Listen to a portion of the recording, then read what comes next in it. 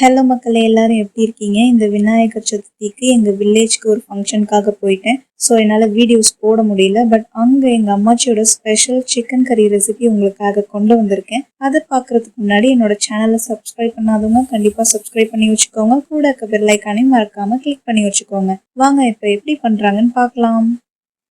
வழக்கம் போல் அடுப்பில் ஒரு கடாயை வச்சுட்டு உங்களுக்கு தேவையான அளவு எண்ணெய் ஊற்றிக்கோங்க.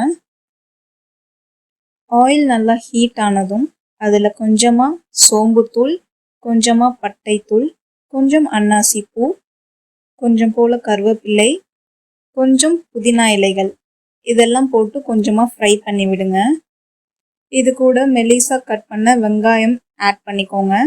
அதையும் நல்லா வதக்கி விடுங்க.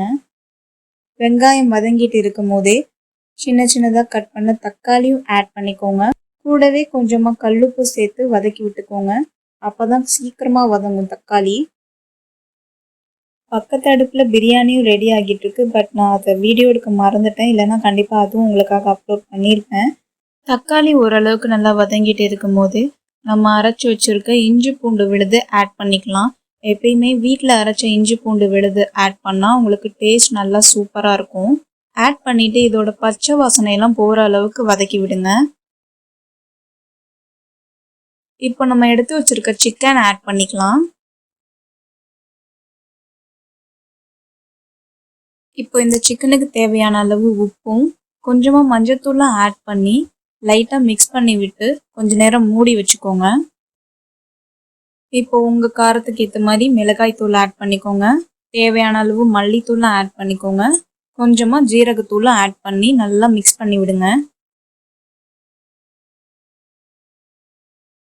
இப்போ இதில் நீங்கள் விருப்பப்பட்டால் தேங்காய் அரைச்சி ஆட் பண்ணிக்கலாம்.